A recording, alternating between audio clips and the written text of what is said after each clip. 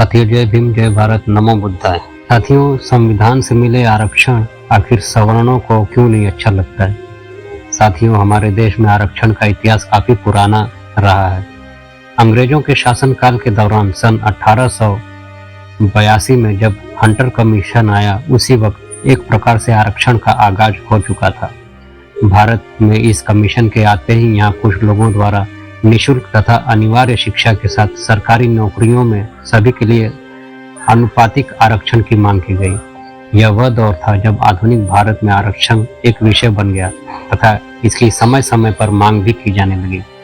गौरतलब है कि भारत सरकार अधिनियम 1909, 1919 एवं 1935 में आरक्षण का प्रावधान भी किया गया।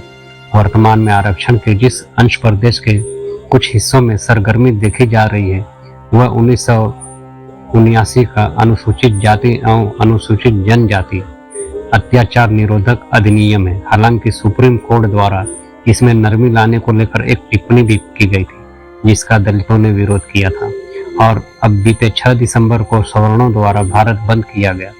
सवर्णों के मुताबिक कानून का बहुत दुरुपयोग हो रहा है और इसकी कठोरता को कम करने की मांग की जा रही है। हम सदियों से यह देखते आ रहे हैं कि सवर्णों द्वारा दलितों को हमेशा ही दबाया गया, उनका हर प्रकार से शोषण और दमन किया गया। आरक्षण लागू करने की वजह भी यही थी, जिससे दलितों का शोषण कम हो और उन्हें कानून द्वारा सुरक्षा प्रदान की जाए, जिससे वे भी मुख्य धारा में शामिल हो सके।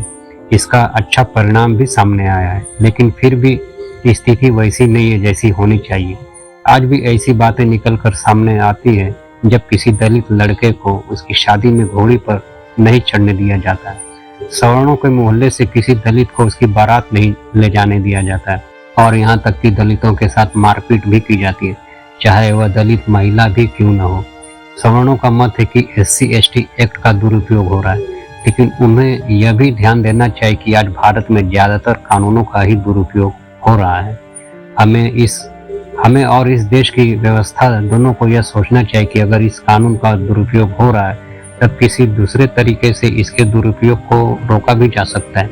SC/ST कानून इसलिए भी बहुत जरूरी है क्योंकि ऐसे मामलों में अक्सर पीड़ित के द्वारा अपराधी के खिलाफ कोई शिकायत दर्ज नहीं कराई जाती है। कई मौकों पर शिकायत यदि दर्ज हो भी जाती है, तब हम सभी पुलिस के रवैये के बारे में जानते हैं। अगर हम कुछ आंकड़ों पर गौर करें तो पता चलता है कि हर 15 मिनट में भारत में कहीं न कहीं किसी दलित के साथ अत्याचार किया जाता है।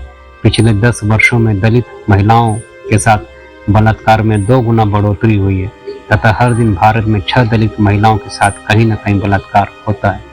इन आंकड़ों पर गौर करने के बाद हमें यह सोचने की जरूरत है कि इतने कठोर कानून के होते हुए भी दलितों के खिलाफ जब भी इतने अत्याचार हो रहे हैं, तब कानून में नरमी लाने के बाद क्या होगा।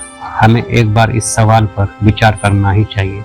सवर्णों की ओर से कहा जा रहा है कि सामाजिक नहीं बल्कि आर्थिक आधार पर आरक्षण देने की आवश्यकता है।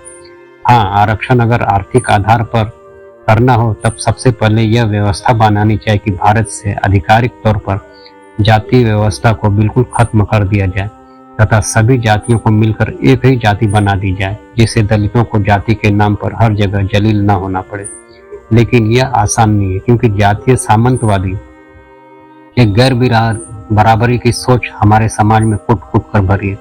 अगर ऐसा नहीं होता है, तब आरक्षण को खत्म करने के बारे में सोचा भी नहीं जाना चाहिए तथा इसका आधार सामाजिक ही रहना चाहिए, न कि आर्थिक। जय भीम, जय भारत।